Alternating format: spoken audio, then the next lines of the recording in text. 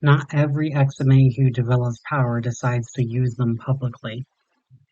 Sometimes they aren't in a place where they can use their power. Sometimes it is something as simple as fear. The subject I am interviewing is kept anonymous for their own safety and privacy. They aren't more specific about where they live other than Garden City. Given the territorial size of Garden City, that should help preserve their anonymity. The subject, whom I will not refer to by name, in the following recollection is one of several different XME who has agreed to be interviewed to explain why some XME simply choose not to use their abilities, or why they don't want a public persona. XME first develop their abilities around puberty. While most XME develop a unique ability, they tend to share some abilities such as enhanced strength, durability, and a slowing to aging once they reach full maturity. To put it in simple terms, once grow up, they age at a third of the rate of an exoteric or normal human. At current estimates, 1 to 3% of the human population is some form of XMA. That would be about 81 million to 243 million people on the planet with some form of superhuman ability. If you include those with esoteric abilities or abilities of an enigmatic source, then the number is likely over a billion in people in the world with unique abilities that can choose to be superheroes or supervillains. And yet, to date, there are less than a million known hero-villain personas on the planet, and that is including those with esoteric, exoteric, and enigmatic sources of their abilities. That is vastly less than it logically should be. For perspective, there are approximately 59 million millionaires on the planet. There have been many questions about why someone who has extraordinary power would choose not to use it. So hopefully, the subject's story will help shade some clarity on why some people will choose to never reveal their abilities. Before the interview, the subject's hands shake as they shake my hand, but as they speak, their bouncing legs and their hands settle down. By the end of the interview, they are relaxed and calm, practically a different person altogether. I learned that I was scared of heights before I knew my parents' names. One of my earliest memories was a bridge in my hometown, a very tall bridge that was almost a kilometer long and over 10 meters tall. I remember this bridge, not because it was a tall bridge, but because I remember that my father thought it would be fun to dangle me over the side of the bridge, holding me in his hands as he dangled me over the river and over the stones and dirt during a drought. One of my first memories was my father dangling me over the side of the bridge, and I was terrified. I was helpless.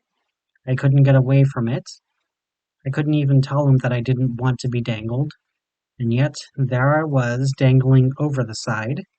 The only thing keeping me from falling to the ground was my father's sweating fingers. Even as I got older, and I got old enough to communicate that I was scared of heights, the fear remained.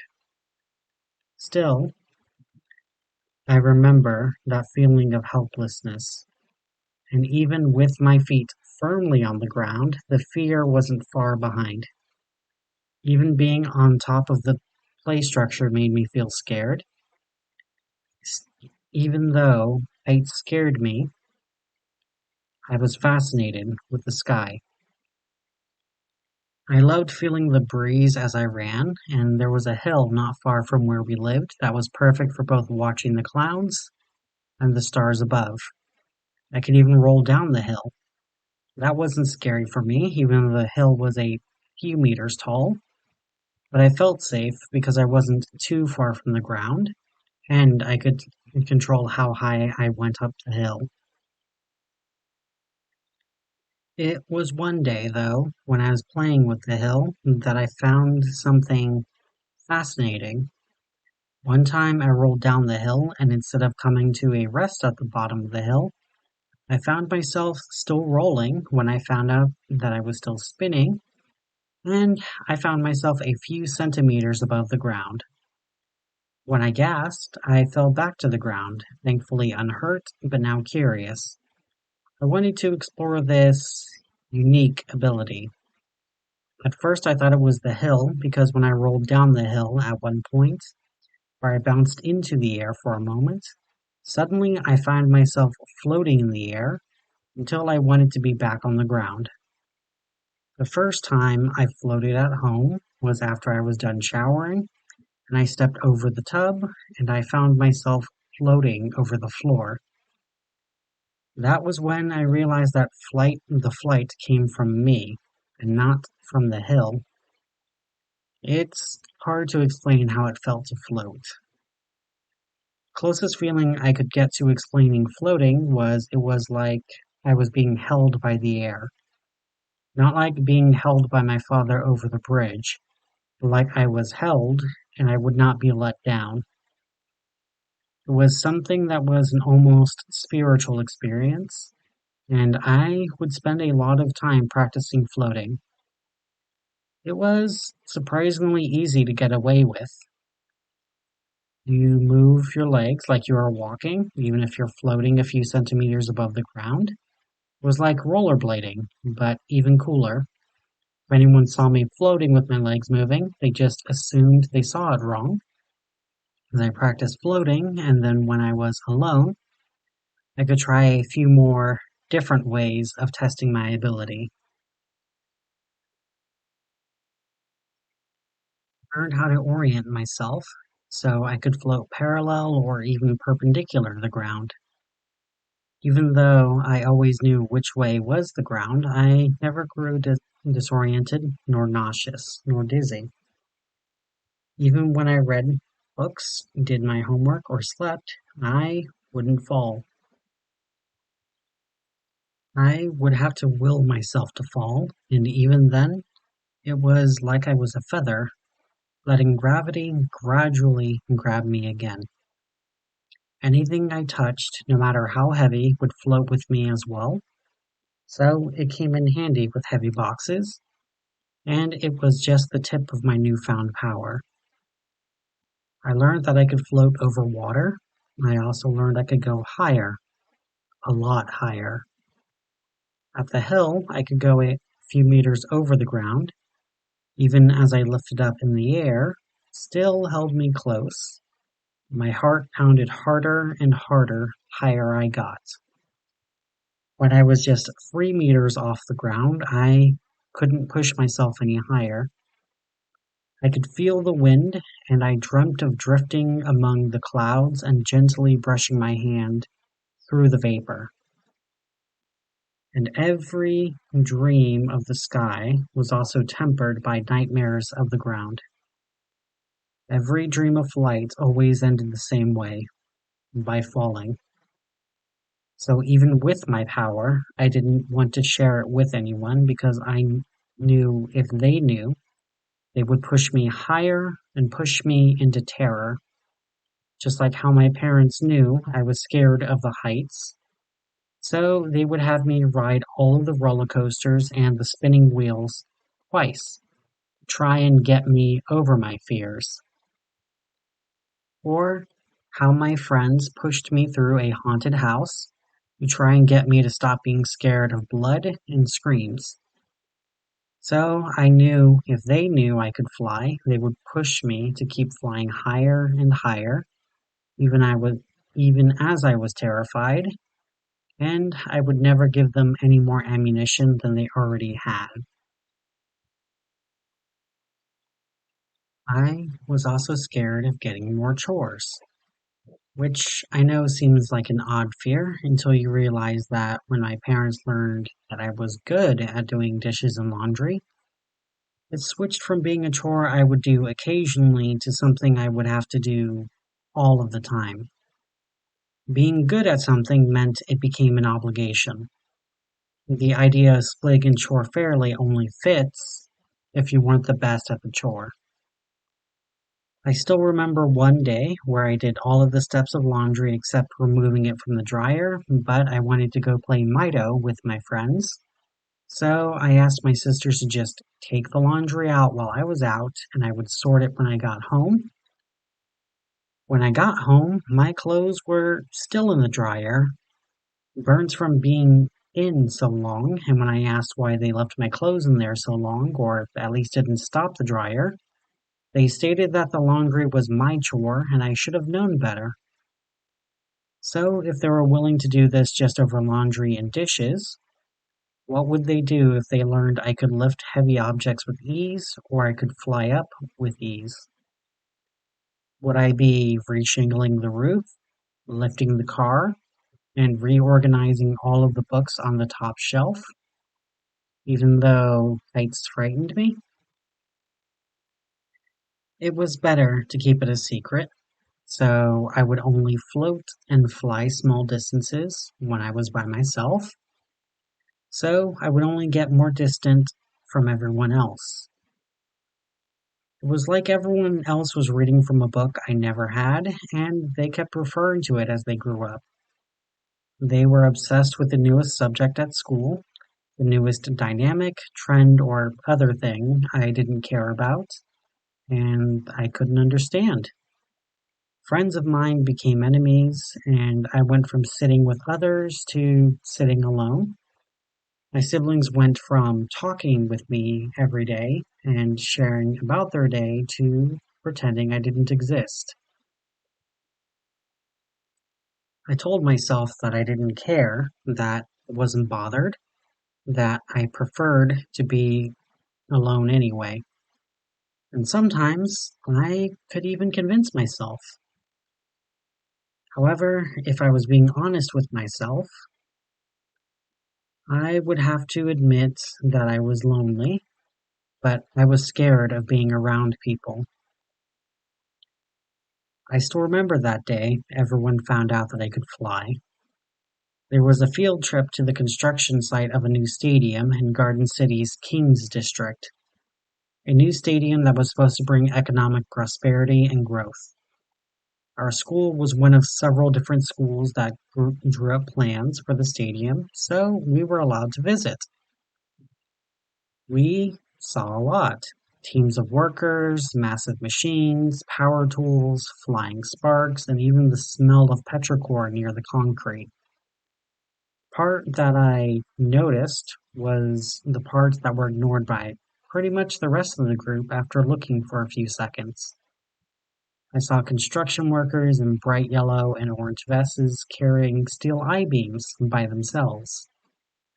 I also saw floating workers with power tools so they could operate without rigs, straps, platforms, or any support.